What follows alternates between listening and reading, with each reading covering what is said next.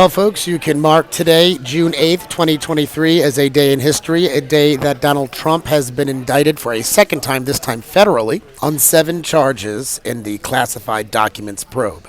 A federal grand jury has indicted Donald Trump on 7 criminal charges in connection with his mishandling of more than 100 classified documents that were discovered last year at his Mar-a-Lago resort in Florida, making the twice impeached former commander-in-chief the first former president to face federal criminal charges. Here are some reactions on Twitter. This is from Mary Trump. For those of you keeping score at home, 0 indictments, 0 counts, and a picture of Hillary Clinton.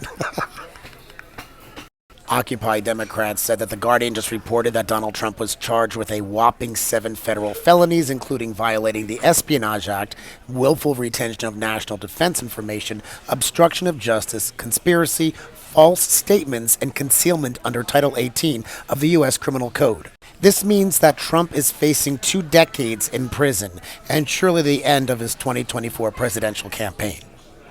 The Speaker of the House, Kevin McCarthy, said, "Today is indeed a dark day for the United States of America. It is unconscionable for a president to indict the leading candidate opposing him. Joe Biden kept classified documents for decades. I and every blah, blah, blah, blah, blah." But don't worry, folks. My representative from California, Ted Lieu, put the Speaker of the House in his place when he tweeted out, "Presidents don't indict." The Trump indictment came from grand jurors. You know this, but you are intentionally misleading the public. And you have no idea if this indictment is, as you say, an injustice because you have not seen the evidence. Do better. The leading candidate for the Republicans in the 2024 presidential election has now just been handed his second indictment, which is a federal indictment. Republicans will do whatever they can to gaslight this situation.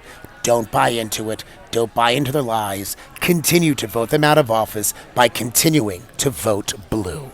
Clap.